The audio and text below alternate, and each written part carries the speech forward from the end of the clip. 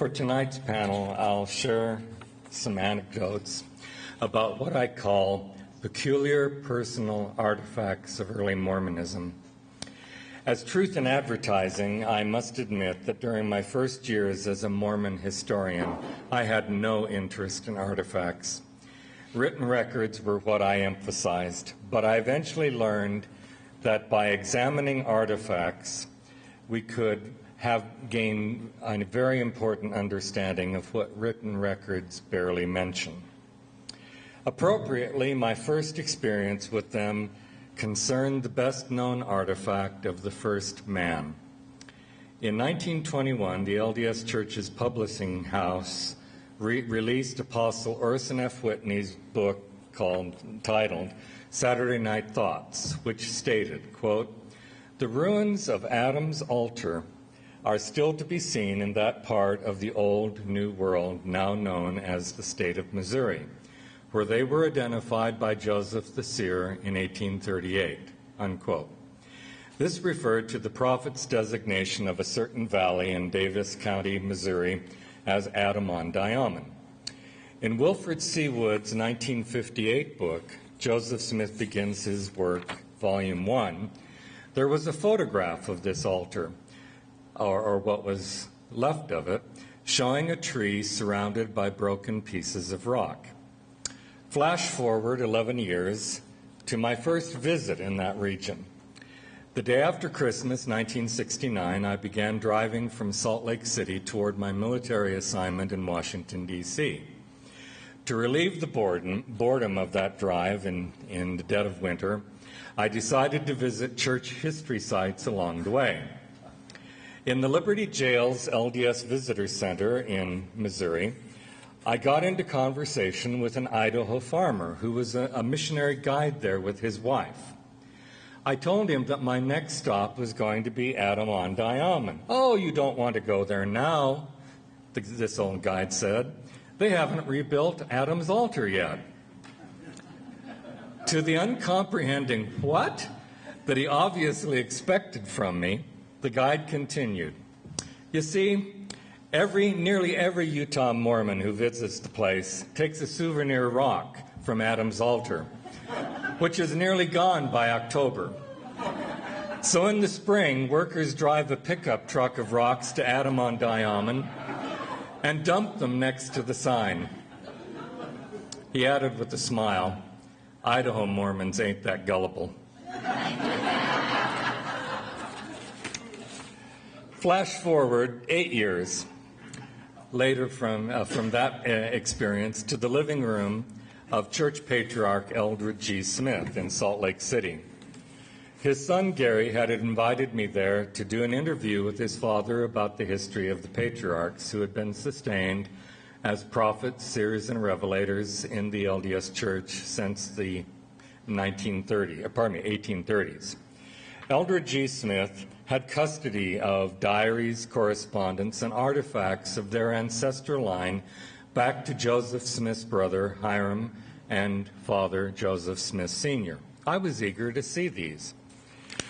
That night, the patriarch showed me what he described as a Kabbalistic document that had been passed down from Joseph Smith Sr. to Hiram and from his widow to each eldest son in turn. Eldred asked me what I thought of it. Staring at this gold-colored parchment inscribed with numerous symbols and words in various languages, I said, "Well, it's certainly unusual." I didn't have a clue what it meant, and no idea why Joseph Smith Sr. had possessed something so strange in the early 19th century. Now, I wasn't totally ignorant of Kabbalah as a medieval Jewish system of occult knowledge. Still, I had absolutely no interest in such an arcane topic and quickly asked Patriarch Smith to show me the diary book or account book of his ancestor Hiram. Now, that was evidence I could understand immediately and interpret. I was so tunnel-visioned that I didn't even think of the talk LDS Institute Director Reed C. Durham had given to the Mormon History Association a few years earlier. I hadn't attended, but I had read a typescript of his emphasis on Joseph Smith's connection to the occult through an artifact, a Jupiter talisman, as he called it and as he described it and explained its meaning to the audience, a stunned audience, I believe, some of whose members are here even today. There were dots to connect, but I didn't see them while looking at this parchment in 1977. It would have been recognized by some non-Mormon scholars as a layman, quote unquote, that's the title, used in ritual magic. By mid-1985, I was no longer indifferent to such artifacts. Folk magic had become a subject of immense interest among Mormon historians, and I eagerly read Durham's talk as well as the groundbreaking work by Art de Hoyos Jr. This young Masonic scholar had already published photos of the gold-colored parchment, plus two other layman's passed down patriarchally from Joseph Smith Sr., ultimately to Eldred Smith, who had shown them to me. This opened up to me a new world, one that I did my best to understand and describe in the book Early Mormonism and the Magic Worldview. It had photos of the Smith family's three unusual parchments, and my research showed that their inscriptions and purposes had been described in occult handbooks readily available in the mid-1820s. As part of my research for that book, it was my privilege to hold in my hands other artifacts that are more generally known and revered as sacred by Mormons. This included two of Joseph Smith's seer stones. First, a small sandy-colored round one that I examined in Wilfred C. Wood's museum north of Salt Lake City and south of here. And second, a large greenish rocky one, seer stone that I held in my hands after it was transferred from the temporary custody of Princeton University's library to descendants of its Utah Pioneers owner en route to a private collector, where I think it still remains, and whose identity, by the way, I don't know. But luckily, I had photographs of it from the Princeton Library, and I actually held it in my hands. It was quite an unusual artifact. In the archives of the Community of Christ in Independence, Missouri, I also saw a dark-colored, spherical seer stone that once belonged to Book of Mormon witness David Whitmer. I also examined and photographed three artifacts used for healing by early Mormons. These were shown to me by descendants of those who originally had them.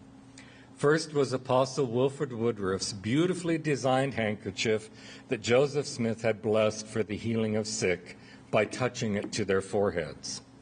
Second was John L. Butler's cape that the Mormon prophet blessed for his bodyguard to use for healing. Each of those I saw through the courtesy of a descendant of each man. In Salt Lake City's Daughters of Utah Pioneers Museum, I also examined and photographed the old black cane that Apostle Willard Richards used for healing the sick by touching them with it. Also at the DUP Museum, I held and photographed two of Brigham Young's prized artifacts. First, a dove and olive branch medallion that he received from Joseph Smith, and second, a bloodstone, quote unquote, encased in a gold frame, which Brigham used as an amulet for protection, according to statements by members of his family and as recorded in the DUP records of acquisition. In the LDS Museum of History, I stumbled across yet another unusual artifact of Joseph Smith, a serpent-headed walking cane. In its carvings, I saw echoes of the occult that were obvious in the Smith family's parchments and in Joseph Smith's Jupiter talisman. By contrast, other observers see only carved allusions to Jesus. And that is, in many ways, a principal part of this question of artifacts. We can examine them and their context, but very often they have multiple contexts and multiple possibilities of meaning. And in many ways, just as beauty is in the eyes of the beholder, with artifacts, meaning can be in the eyes of the beholder. Although its symbols are unknown to me, another beautiful artifact is among the illustrations in my Magic World book. It was a gold necklace and pendant that Joseph Smith gave to his plural wife, Eliza R. Snow, whom he married in 1842. The gold locket he gave to another plural wife, Flora Woodworth, in 1843, did not survive Emma's foot. The practice, Emma being the legal wife, the practices and faith objects represented by many of the above artifacts were well beyond my own experiences of religion. Nonetheless, from 1977 to 1987, I felt honored to examine those objects that were revered as sacred relics by their modern custodians and those who had preserved them. In significant ways, they are physical reminders to us of what, in a very different context, British historian Peter Laslett called the world we have lost. Thank you.